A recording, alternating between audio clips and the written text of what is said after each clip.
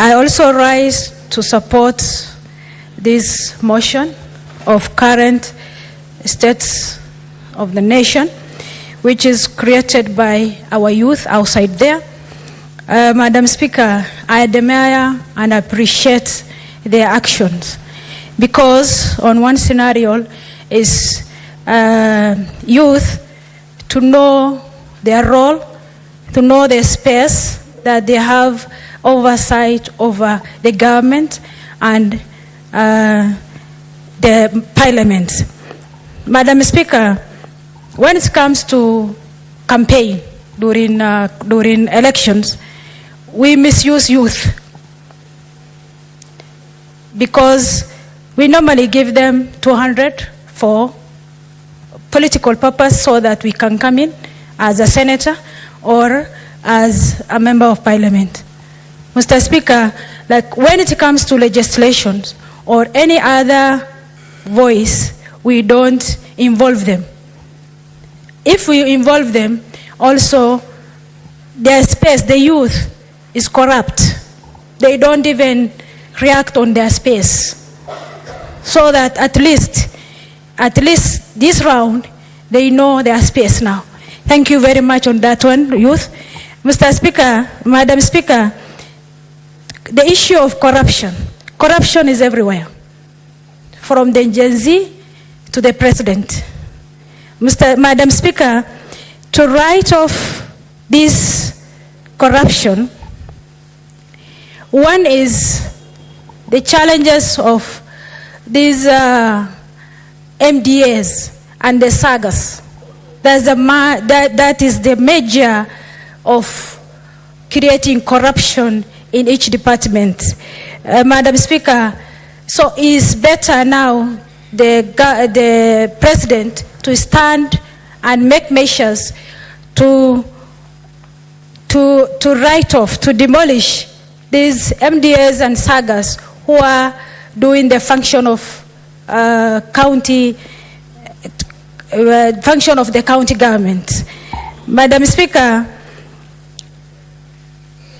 corruption agency, which is investigating agency, that is ESCC, there is a survey they conducted and they flag out there is bureaucratic system in our system. There is a bureaucratic system in the government. To avoid that, that leads to promote corruption in our country. So take note on that so that at least the ESCC can do their part. Madam Speaker, corruption affects economic growth. Corruption affects the living standard of our country. Corruption also increases the cost of our living and unemployment and poverty. Madam Speaker, corruption, Madam Speaker, when it comes to, let's say, maybe somebody somewhere stored in your house or your business, you identify the person via CCTV and take him or her to the court and it can be to the prison. Madam Speaker, when it comes to the government institutions, like let's say the NHIF, there is fraudulent activities, yes, which has been identified, yes, but this system of bureaucracy, that the investigation to be done by DICC, DCI, after that ESCC, it will take the next 5 years for these culprits to be jailed or what. Madam Speaker, all those loopholes will lead to corruptions. And that gap until we fight that gap of bureaucracy, our system will not be, there's no change in our system if we do the change of bureaucracy on that system. Madam Speaker, when it comes to the budget, cutting of the budget, Madam Speaker, in the social media or wherever, I've seen that the cutoff is more of education or in health. Madam Speaker, those Gen Z, most of them are teachers, our intern doctors, and RCOs, who are on strike almost 90 days now. Madam Speaker, to solve that, we want is a higher chance now.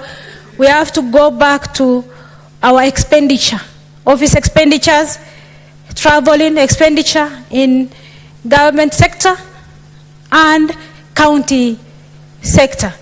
Madam Speaker, if we are honest to ourselves, we have to reflect and see what is that thing that touch our youth. One of them is school fees. That is university fees.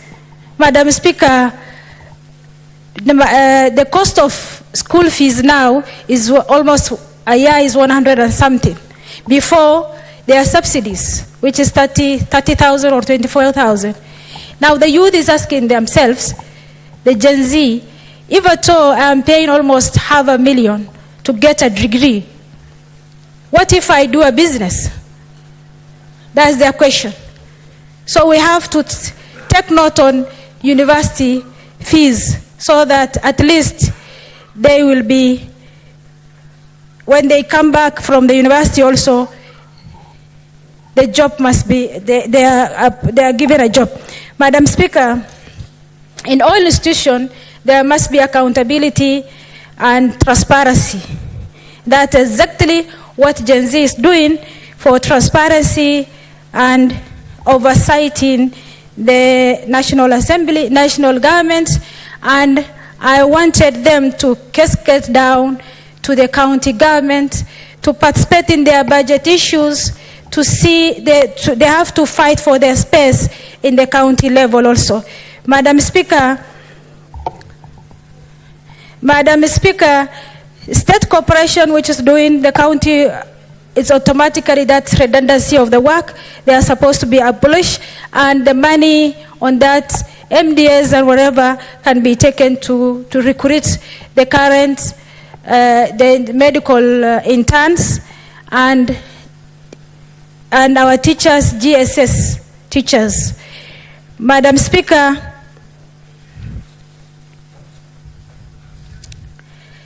when it comes to the youth, the thing which touch the youth is about the jobs, which our president, which he created jobs for the youth by sending them internationally. Madam Speaker, as one of the senators concluded that to get the passport is very difficult for them until maybe MPs or senators go for them and they cannot get passports for the next, they cannot get passports easily. Madam Speaker, passport is their rights. And when the president promised them that there is overseas job, that means the system of passports, immigration must be simple and transparency for our youth. Madam Speaker, for all those few remarks, I support the motion. Thank you. Thank you, Senator. Senator Oburu Oginga.